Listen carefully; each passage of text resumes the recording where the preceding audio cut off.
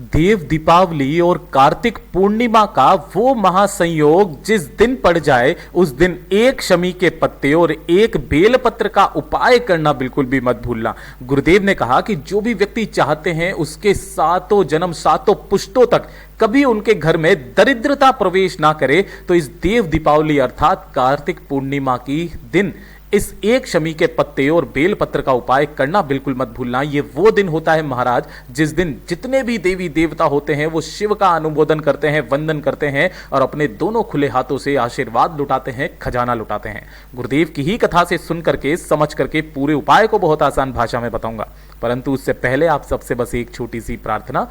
जो लोग पहली बार आए हैं चैनल को सब्सक्राइब जरूर करेंगे और वीडियो को लाइक करके हरिहर महादेव का नाम जरूर लिखेंगे।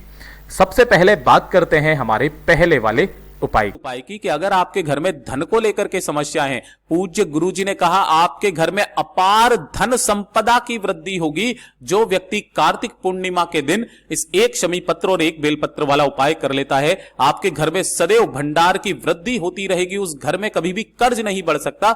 जिस परिवार का कोई एक व्यक्ति भी इस उपाय को कर लेता है। करने के लिए आपको चाहिए होगा मात्र एक बेलपत्र जो कहीं से भी खंडित कटा फिटा ना हो, और दूसरे नंबर पर आपको लेना होगा एक शमी का पत्ता। कहां से तोड़ोगे? इस जगह से तोड़ना। ये जो पूरा गोले में बनाया ये एक शमी का पत्ता है, और एक लोटा शुद्ध जल लेना अपने घर का तांबे के कलश में, है ना। ये वाले उपाय को कुबेर भंडारी के नाम से किया जाता है। इन सभी को लेकर के आपको भोलेनाथ के मंदिर में पहुंचना है, शिवलिंग के पास। जैसे ही आप यहां पर पहुंचोगे सबसे पहले आपको शिवलिंग के पीछे की तरफ खड़े हो जाना है, जिससे आपका मुख उत्तर दिशा की तरफ में हो जाएगा। दोनों हाथों में आपको एक लोटा जल लेना है और अपना नाम और गोत्र बोल करके, किनके नाम से?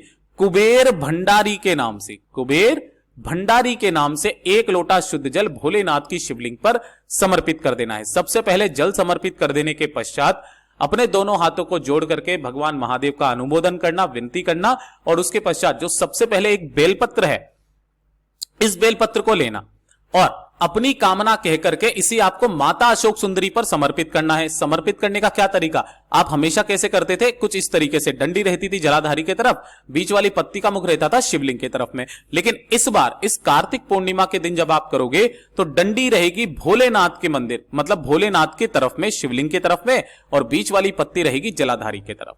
ठीक है। और जो शमी का पत्ता होगा उसे अपनी कामना कहकर के आपको शिवलिंग पर समर्पित करना है। इसी प्रकार से, किस तरीके से कि डंडी आपकी तरफ में रहेगी और पत्तियां कुछ इस तरीके से रहेगी।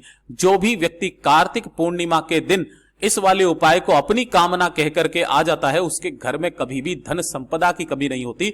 इतना तक कहा गया है कि एक शमी का पत्ता 14 करोड़ सोने की मुद्राओं के बराबर होता है। इसके पीछे की भी एक कथा है जो कि कुबेर जी की कथा है, उसे हम किसी अलग वीडियो में बात करेंगे। लेकिन यह वाला उपाय आप सभी लोगों को करना है। पूज्य गुरुजी ने कोई समय नहीं बताया। इस कार्तिक पूर्णिमा के दिन सुबह से लेकर शाम तक या रात्रि तक किसी भी समय आप इस उपाय को कर सकते हैं। पूज्य गुरुजी का बहुत अद्भुत और अचूक उपाय है, जरूर कीजिएगा। बात करते हैं दूसरे वाले उपाय की। अब ये तो दूसरा वाला उपाय ना, ये सबसे खास और विशेष उपाय जो सिर्फ शरद पूर्णिमा और कार्तिक पूर्णिमा के दिन किया जाता है। देखिए, अगर आपके परिवार में किसी भी व्यक्ति को इस तरीके की समस्या है कि उनके दांत, खाज, खुजली बहुत ज्यादा रहती है, शरीर पर इस तरीके से स्किन खराब होने लगी है, या फिर आपके चेहरे पर काले दाग धब्बे पड़ने लगे हैं, कहने का मतलब यह है कि अगर आपके शरीर में किसी भी तरीके की स्किन प्रॉब्लम है, शरीर में गांठें पड़ने लगी है, समस्या काफी ज्यादा विकट है, तब आपको कार्तिक पूर्णिमा के दिन इस वाले उपाय को निश्चित रूप से कर लेना है। ये वाला उपाय आपको रात्रि के समय करना है अपने ही घर पर। करना कैसे है? आपको इस तरीके से दीपक तैयार करने हैं, है ना। कितने दीपक तैयार करने हैं? 21 दीपक आपको तैयार करने हैं, मिट्टी के दीपक, जिसके अंदर आप लगाओगे गोल बाती। क्या लगाओगे? गोल बाती, और इन सबके अंदर भरोगे आप घी। ठीक है।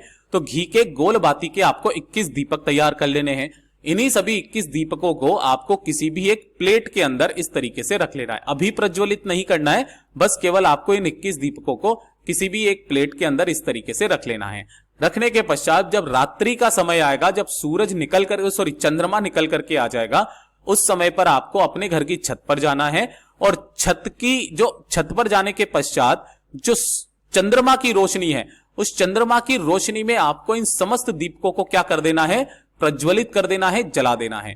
ठीक है। जला देने के पश्चात आपको एक एक्स्ट्रा अलग से थाली लेनी पड़ेगी, या फिर कोई सी भी एक प्लेट लेना। उस प्लेट को आपको इस दीपक के ऊपर इस तरीके से लगा देनी है।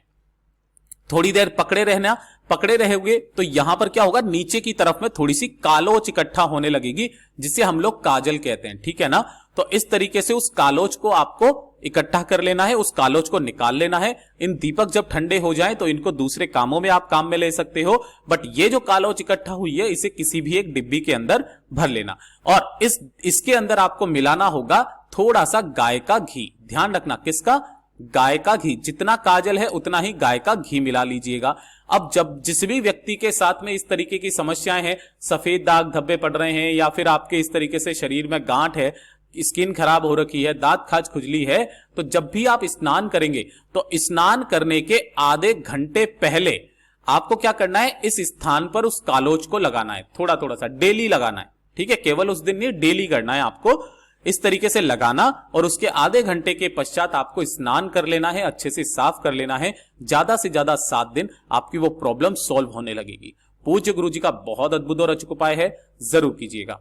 बात करते हैं तीसरे वाले उपाय की, जो कि सबसे बड़ी से बड़ी कामना पूर्ति का उपाय है। पूज्य गुरु जी ने कहा, कार्तिक पूर्णिमा के दिन जो भी व्यक्ति इस उपाय को कर लेता है, अगली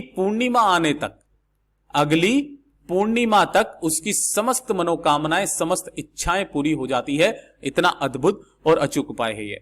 पूज्य गुरु जी ने कहा, इस वाले उपाय के लिए आपको चाहिए होगा 1 लोटा शुद्ध जल अपने घर का तांबे के कलश में, साथ ही साथ लेना होगा मात्र 1 चावल का दाना, जो कैसा होना चाहिए, अक्षत होना चाहिए, पूर्ण होना चाहिए, कहीं से भी खंडित ना हो, मतलब टूटा हुआ ना हो, और इसी के साथ में मात्र 1 बेलपत्र लेनी है, जो भी कहीं से खंडित ना हो।